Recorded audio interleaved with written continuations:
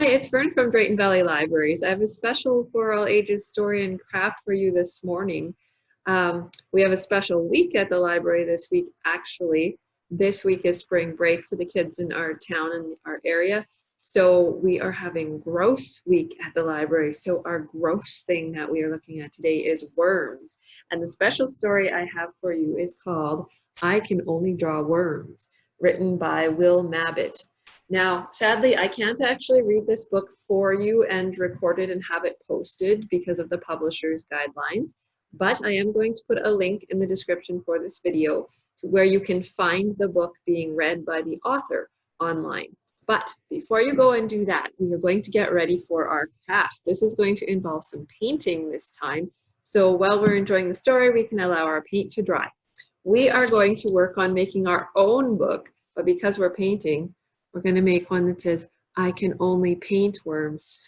So to get the little book ready, what you're going to do is just get a regular piece of paper, blank on both sides. Actually, it might not matter if it's a scrap paper, but we're going to fold it in half, okay? Fold it in half. What we're doing is we're getting our pages kind of ready. We've got it folded in half the one way. We are going to fold it in half the other way. You don't panic, this folding isn't really specific right now. It's just to give us some lines. And now we're going to fold it in half again, sorry, this way. So that if we were to open it up, we should have kind of 8 panels on our piece of paper. So now we're opening it up, and so you've got those folds. So there's 8, okay? Now what we're gonna do is fold it back in half again. We're gonna get a pair of scissors, okay? And we're gonna cut right along here, along that fold. And this is on the folded edge, okay? So the folded edge cutting in towards the middle there, all right? Try and do this so that you can see what I'm doing. Okay, so we're just cutting right along there, okay? Because what happens then is, open it up, we're gonna fold it the skinny way again. We might have to sharpen up some of our folds here a little bit, but then you kind of see that, you squish it in like that, and then look, fold it over again, and we have created a little book. So here, here, here, and here. So that's going to be our little book. Now, don't worry right now about what's going on what page, okay? Just reopen your paper. It is all ready.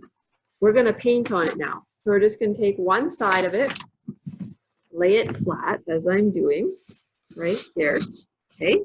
And now on each section, each of the 8 sections, you need to paint some lines, because what are worms? They're really just lines. So I've got a little bit of red paint and blue paint here. You can choose whatever colors you're into. If you're into mixing colors up and seeing what you get, that's great too. So you decide how many lines you want to paint. You decide what color you want to paint them. I'm gonna do some here. I think on this page I'll put 2. You can decide if your lines are going to be skinny or fat, which way they're going, all of that. And you know what?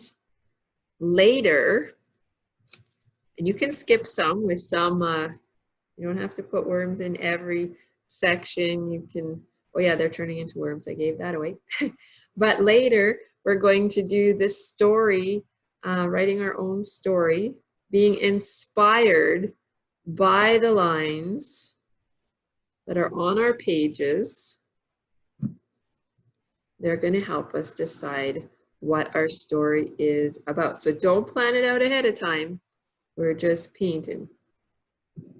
Okay, so I'm going to just pause this and then finish up, and then I'll show you.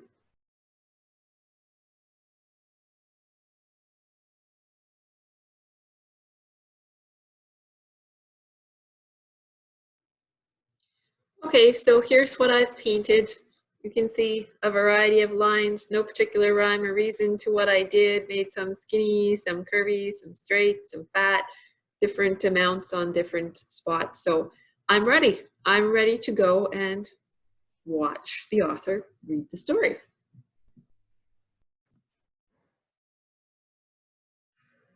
Hi, I'm back. So I'm not sure about you, but my worms are taking a little while to dry here.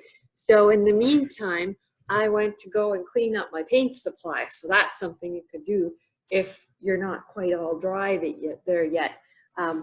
But also, I have a song to share with you. It's a very silly song, and I'll probably put a link to someone who can sing it a little bit better than me. But you know the song, Nobody Likes Me, Guess I'll Go Eat Worms. Well, that goes with our worm theme, right? So let's give it a try. Nobody likes me, everybody hates me, guess I'll go eat worms. Big, fat, juicy ones, eensy, weensy, squeensy ones, see how they wiggle and squirm. Down goes the first one, down goes the second one, see how they wiggle and squirm.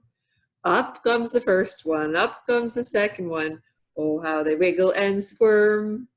Nobody likes me, everybody hates me, guess I'll go eat worms. Big, fat, juicy ones, eensy, weensy, squeensy ones, oh, how they wiggle and squirm. Okay, but don't eat worms, all right? That's just for fun and very silly. I found something else fun and silly about worms. I have this book here.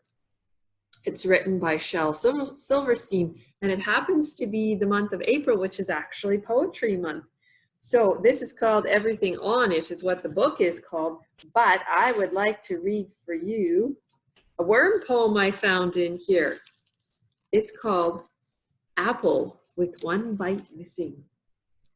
This apple's giving me the blues. I'll sell it cheaply if you choose. The fact is that it's slightly used, and I won't try to hide it. It's red and sweet as it can be. It's missing just one bite, you see. And I can safely guarantee there's half a worm inside it. There you go. That's a silly poem about worms. I don't know if I want to eat that apple. I think I know why he stopped. All right, let's see how your worms are doing. Mine are pretty close. So the next thing you're going to need for our craft, our book we're creating, is a marker. So probably a black one would work best. You saw that in our book, I can only draw worms. There's some black outlining on the worm picture, hey? So that's what we're going to try and do. And the other thing you may have noticed to make him look a little more wormy is there's some lines going across him, right? Kind of shows the segments or the parts of the worm's body. So on your drawing, on your painting, if it's dry, you can take your marker and wherever you've got a line, just kind of go along the outside of it. So we're defining the body of our worms here. Now, if it's not perfect, don't worry, but give it a few little lines across there, make them look a little bit more worm-like, okay? And you can decide if you're gonna do them all the same or if you're gonna do your lines going across closer together or farther apart. If they're different worms, right, they might look a little bit different. Okay, and just keep going all the way through. That's our first step. Now, as you're going, we just listened to the story, so you have some idea how the author's story went, but we're going to do our own story now. I'm going to have to be careful here because this paint is still a little bit wet. So maybe as you're going across your pictures here, you might get some inspiration now as to what you might want to happen in your story with your worms.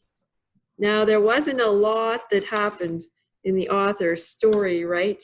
It wasn't like a normal story with a big beginning and everything happening in the middle and then a big surprise ending there. I'm going to wait for that to dry. But you can make one like that if you want. So I'm just going to pause and I'll come back here when I've got all my worms traced. You keep working.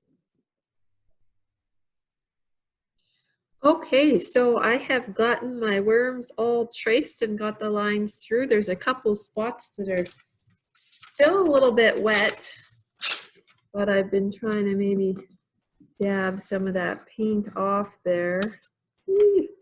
But we're gonna give this a try anyhow. Okay, here's one spot. So what we're gonna do now is we're gonna fold it back into that book. So remember, it went the long skinny way this way. Then you kind of let, oh, I'm gonna put this up a little bit. Then where it's kind of like that, you kind of squish it in, and then you fold it up. So this is why it's important that your paint is dry, because otherwise your pages are going to get marks on each other. Now what we're going to do is we're going to look to see, now you could, like I could change this so that I had it folded here, so that's the beginning, but if I think a better beginning is maybe this picture over here, I could fold it differently, so it's like that. Anyways, you decide how you want to, what you want to have on the front there. So then we're going to flip through this and we're going to look at the pictures and see if, as we see the pictures, it kind of inspires us as to some kind of a story that we want to tell. So I'm looking here and I see that there's a skinny looking blue worm and a normal looking red worm, and now I've got two worms here, two red ones and then one red one. Two red ones on this page, one blue one, or if I wanted to look at the whole thing, I could, as two red and two blue. And then we've got a short red one, blue one, red. Oh, these ones are blues on top of the red somehow, and now here's a fat blue one. So I'm gonna use what I see to kind of inspire me. So maybe I want to tell a story, something like, oh, there was a blue worm and he was always hungry, but because he couldn't find any food, and he came across this red worm and was talking to the red worm and said, well, where could I find some food? So the red worm told him where to go, so he went away, and meanwhile the red worm went and found one of her friends. And her friend says, oh, I'm just off to go to that spot, you know, with all the food, so I'll see you later. And then the one red worm is left by herself again. I guess they call that worm one. So she decided to follow them there, right? Because they were headed off to get some food. So then down where the food spot was, then there was the three of them. Okay, and I'm going to make this one big picture, and they ran into another blue worm who was there too. It's a pretty popular place to eat some food. But then something scary happened. A bird came along, and the bird was flying above where they were eating, and it scared them, and it went kind of crazy. Chaos ensued. One worm was on top of the other, and they were so scared because this came falling out of the sky. And so they knew that bird liked to eat worms. It was the piece of another worm. Oh, and then here's my last page. Well, remember that skinny worm? He was so hungry that he ended up eating all of his friends who were here. And that is why he's now a fat worm. Oh, okay. So that's a little bit of an inspiration of maybe what story I could tell with this, but if I don't like it, I could tell something else, or I could change it up a bit. You could even, if you don't have words in this book, you could take it to somebody else and say, what story do these pictures tell you? So you could leave it with no words in it. If you wanted, you can change the order, right? Fold it different, tell a new story with it. If you want to make it into an actual real little book, you could write some words on it too. So that is up to you, what you would like to do with your I Can Only Paint Worms book, but have some fun with that. All right? Thanks for joining me. Hope you're having a great holiday weekend.